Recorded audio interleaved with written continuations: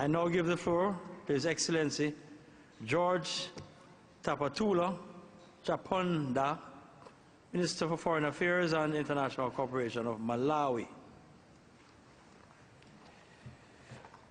Madam Chairperson, Your Excellencies, ladies and gentlemen, on behalf of the people of the Republic of Malawi, and indeed on my own behalf, I would like to express my heartfelt gratitude to you, Madam Chairperson, for granting me this opportunity to address this very important gathering.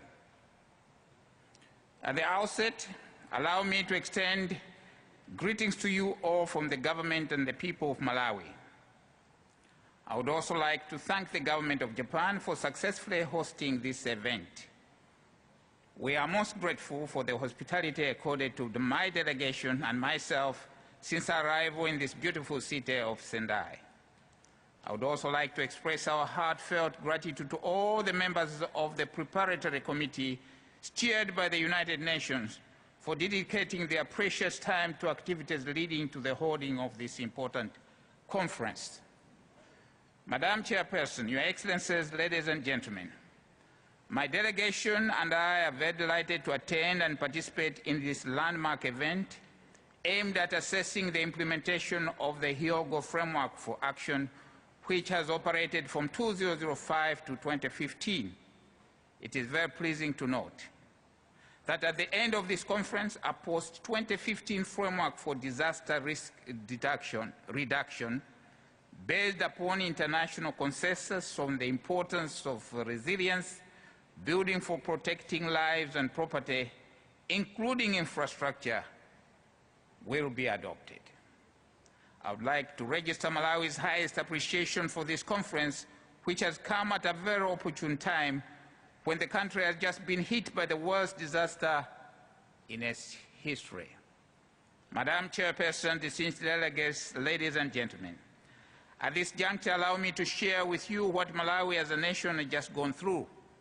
As you might have heard from the international media and other sources, during the first 2 weeks of January this year, the southern region of Malawi experienced heavy rains, which resulted in massive floods in most districts in the regions. The floods have been described by many as the worst in living memory for all Malawians. They affected 15 of the 28 districts in the country. The floods displaced 230,000 people, killed 104 people, with 172 people missing, and damaged a lot of infrastructure, crops, and livestock. The magnitude of the floods prompted the President of the Republic of Malawi, Professor Arthur Peter Mutharika, to declare a state of disaster over the 15 affected districts and appealed for international assistance.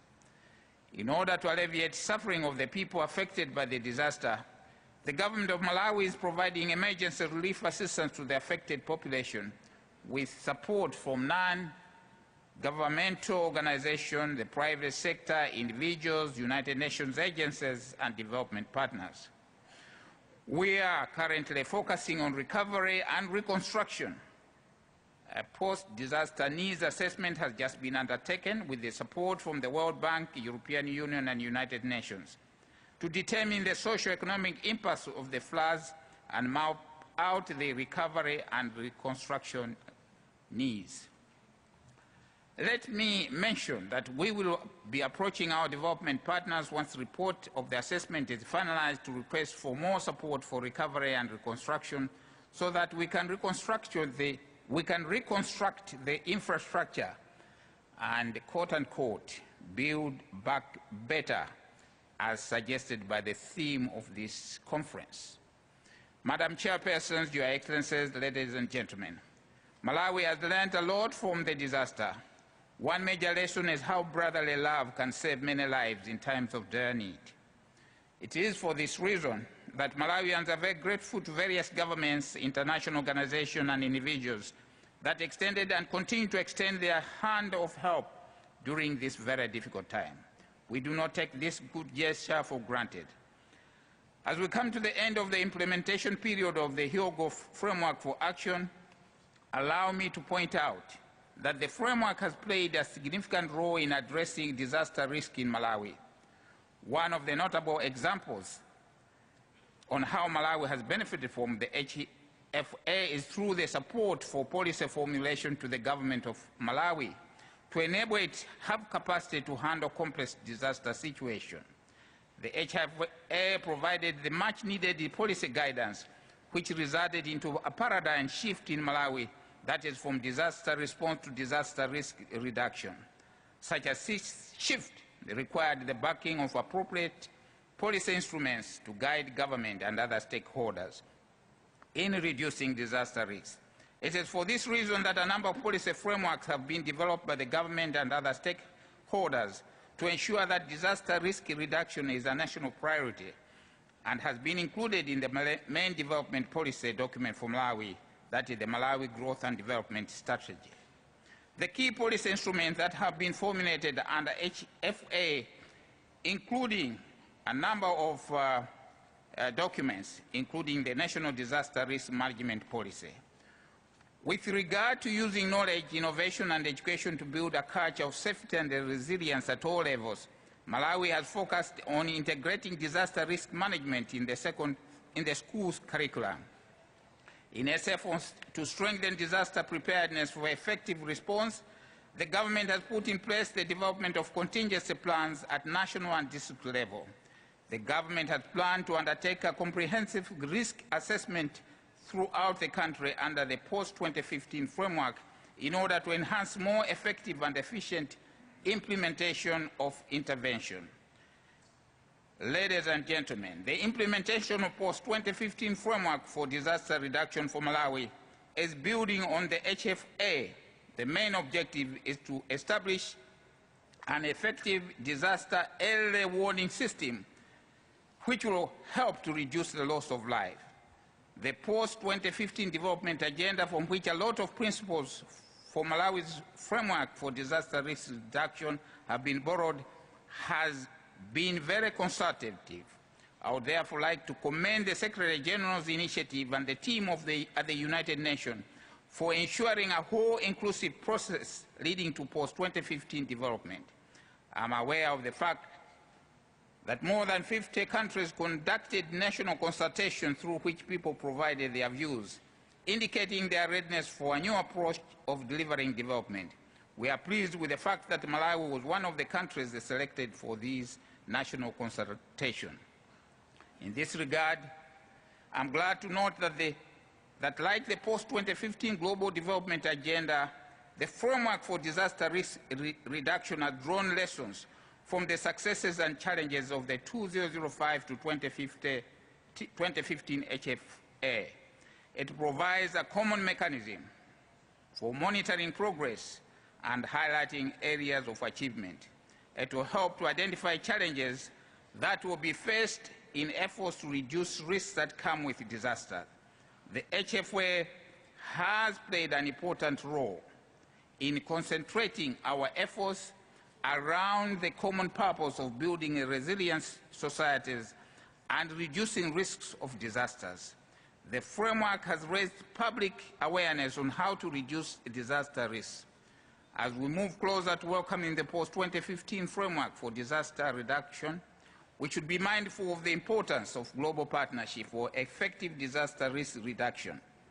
The role of development cooperation cannot be underestimated in ensuring successful implementation of disaster risk reduction programs in all countries. The post-2015 framework for disaster risk reduction should not be a one-size-fits-all tool. Malawi is looking forward to a global framework that is common but differentiated, where all countries have flexibility in the implementation of the programs, depending on their special needs and unique characteristics. My delegation and I are therefore pleased with the tremendous progress thus far made in the process leading to the defining of the post-2015 framework for disaster risk reduction through numerous inclusive processes like the one which we are bearing witness at this conference. Before I conclude, I want to submit that at the center of post-2015 framework for disaster risk reduction should be deliberate policies to address the plight of disadvantaged groups such as women, girls, children, and persons with disabilities. As the President of Malawi, His Excellency Professor Peter Arthur Mutharika stated at the United Nations General Assembly last year, it is a well-known fact that the ugly face of poverty manifests itself through women, girls, children, and persons with disabilities. It is a shame that Africa's share of global poverty, the continent to which Malawi belongs, should be as high as 30%. That 40% of the continent's under 5 children should be stunted. That Africa's share of global child mortality should be at 50%, and that 50% of Africa's children should be out of school. In this regard, I urge everyone in this room that the post-2015 framework for disaster risk reduction should prioritize such challenges for redress. Africa has already spoken clearly about its priorities through the Common Africa Position on post-2015 development agenda and through the Agenda 2016, which aspires for a prosperous, peaceful, and integrated Africa. To crown it all, I wish to call for the adherence to global partnership for effective development cooperation principles by all stakeholders in implementing and delivering on a transformative post-2015 framework for disaster risk reduction.